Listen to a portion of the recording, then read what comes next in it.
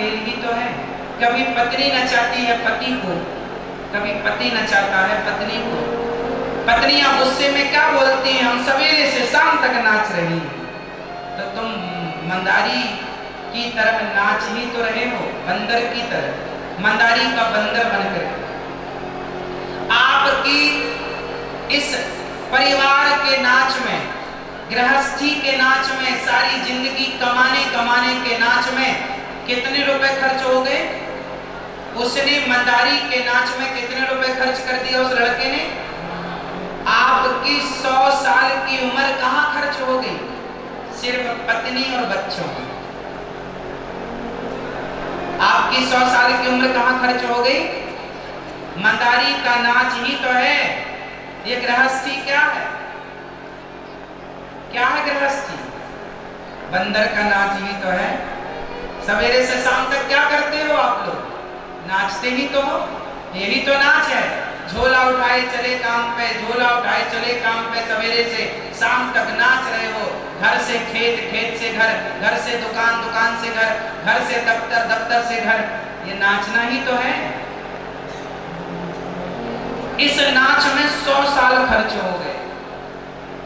बेटे ने 100 रुपए खर्च कर दिया, वापस गया, पिता ने कहा 100 रुपए का हिसाब दो, बोले खर्च हो गए। जिस लिए भेजा था नहीं मिला।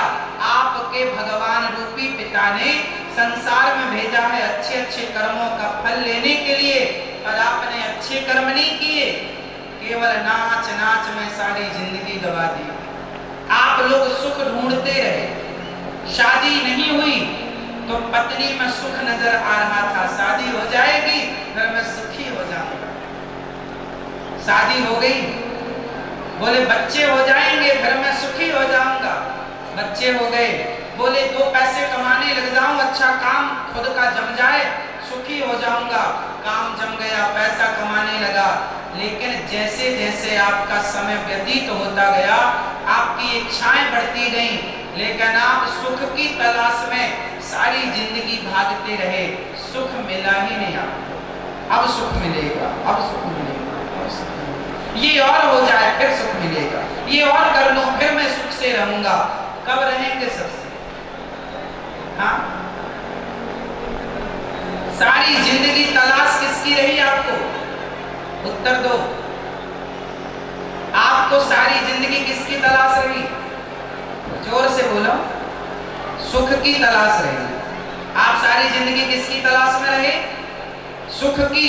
पर मिला? मिला?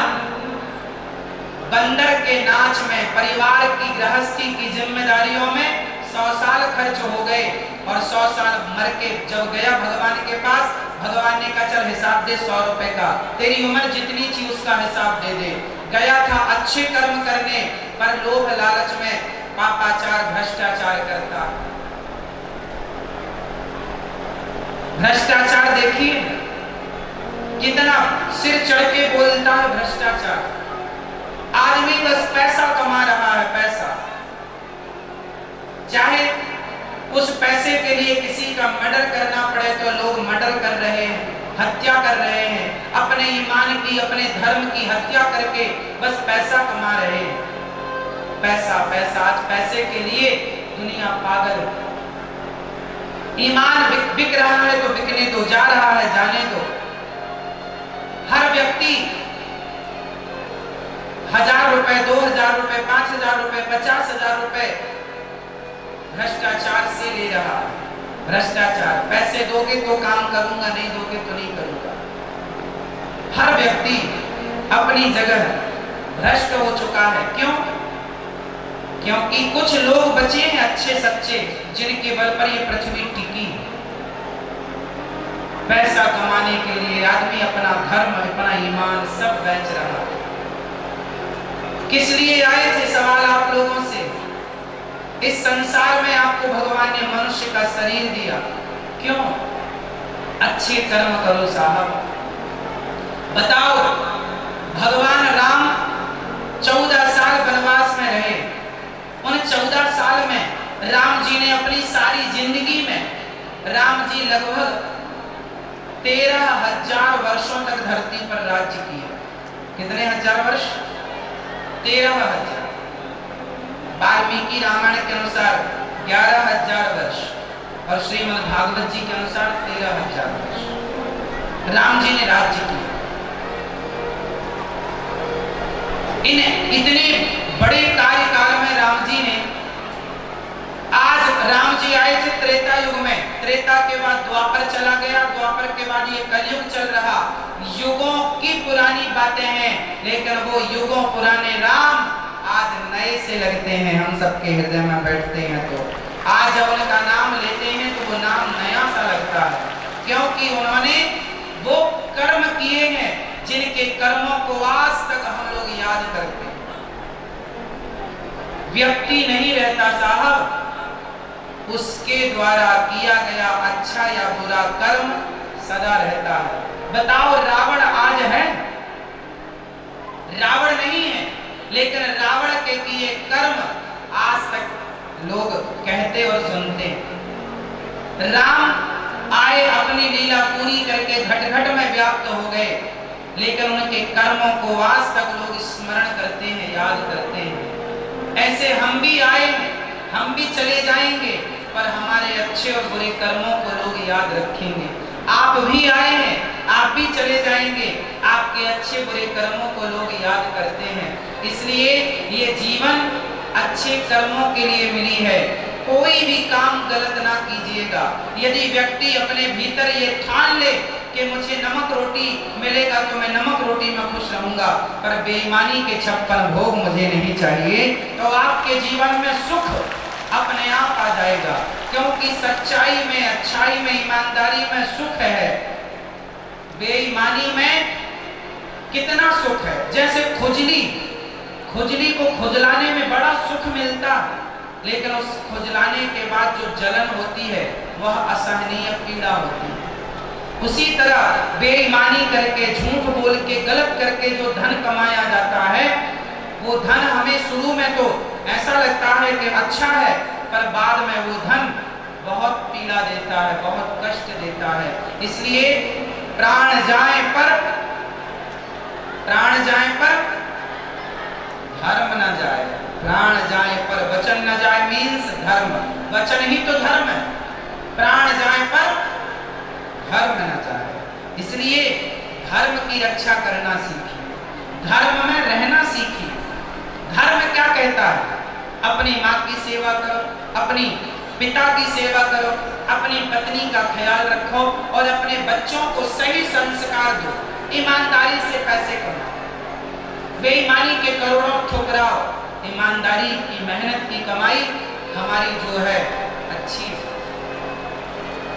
ये दास अनिरुद्ध, आप लोग कभी वृंदावन आना, आपके गांव के ये भक्तजन जो भागवत जी की आयोजन समिति है, आप लोग वृंदावन आए थे कथा की डेट लेने के लिए, तब शायद आप लोगों ने वहाँ की सेवाएं देखी हों। वृंदावन में जो वृद्ध माताओं की सेवा होती है, अन्य क्षेत्र की सेवा होती है, आप कभी आकर अपनी आंखों से वृंदावन की सेवा देखिएगा। भाई, बात यह है ना कि यदि आपके अंदर धर्म है तो आप सारी जिंदगी अच्छे अच्छे काम करेंगे। अधर्म जब सवार होता है, अधर्म जब प्रवेश कर जाता है व्यक्ति के जीवन में, तो वह गलत काम करना स्टार्ट कर देता है। वृंदावन में 264 वृद्ध माताएं रहती हैं। आप में से कितने लोगों ने वृंदावन आकर कभी दर्शन किया है गौरी गोपाल आश्रम का? कितने लोगों ने दर्शन किया? हाथ उठा। कितने लोगों ने दर्शन किया? वहां वृद्ध माताएं रहती हैं, वो माएं जिनके अपने बच्चे सेवा नहीं करते, निकाल देते हैं। आजकल जानते हैं, बेटे अपने माओ को घर से निकाल देते हैं। वो वृद्ध माएं रहती हैं गौरी गोपाल वृद्धाश्रम। सेवा करता हूं, गौरी गोपाल वृद्धाश्रम में रसोई चलती है, हजारों लोगों को भोजन मिलता है, सेवा चलती है। मुझे सेवा करने में सुख मिलता है, अच्छा लगता है। आप लोगों से कहूंगा कि आप भी इस सेवाओं से जुड़ने लायक हैं, तो आप भी इन बूढ़ी माओं के लिए, अन्य क्षेत्र के लिए आप भी इन सेवाओं से जुड़ सकते हैं। आप भी अपने धन को माओं की सेवा से, वृंदावन में चल रही रसोई, जो वृंदावन की रसोई, भारत के 5वें नंबर की रसोई गौरी गोपाल जी की रसोई, सबसे बड़ी रसोई। कोई आ जावे सबको भरपेट भोजन मिलता है, अन्नदान होता है। आप भी अन्नदान से जुड़ सकते हैं। कुल मिलाकर कहना यह है कि शरीर है, जीवन है, तो परमार्थ सेवा, सेवा ही परम धर्म है। सेवा के लिए जियो, सेवा करो। प्रिय भक्तों, ऐसे सुखदेव भगवान जो जन्म लेते ही भगवत चिंतन में लग गए। व्यास जी ने उन्हें बुलाया शिष्यों को, श्लोक रटाकर बरहापीडम नटवर वपो कर्णयो कर्णिकारम, वो बड़े सुंदर हैं। फिर भगवान ने सुना कि अहो वकीयम स्तन कालकूटम, बड़े दयालु हैं। तब व्यास जी के पास आए, भागवत जी पढ़ी, समझा, और सुखदेव भगवान ने राजा परीक्षित को भागवत सुनाई। ऐसे सुखदेव भगवान को बारंबार नमस्कार करते हैं। आप लोग भी अपना हिसाब किताब तैयार रखना। जब आप जाएंगे वापस भगवान के यहाँ, तो भगवान हिसाब मांगेंगे। 100 साल की उम्र का, 50 साल की उम्र का, चलो हिसाब दो, क्या देंगे? इसलिए अभी से अच्छे कर्म कीजिएगा, बुरा ना हो आपके जीवन में, आपके इन हाथों से, आपकी वाणी से। 88,000 ऋषियों के बीच में सूत जी महाराज का आगमन हुआ।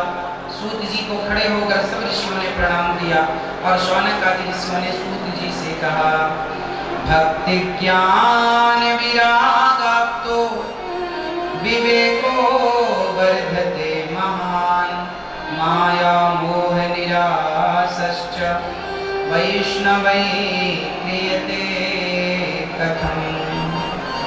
हे सूत जी, हमें ऐसी कथा सुनाइए जो हमारी भक्ति बढ़ावे, हमारा ज्ञान बढ़ाए। ऐसी कथा हमें श्रवण करा दीजिए। कथा हमेशा क्या बढ़ाती है? भक्ति बढ़ाती है। कथा ज्ञान बढ़ाती है, भगवान से रिश्ता जोड़ देती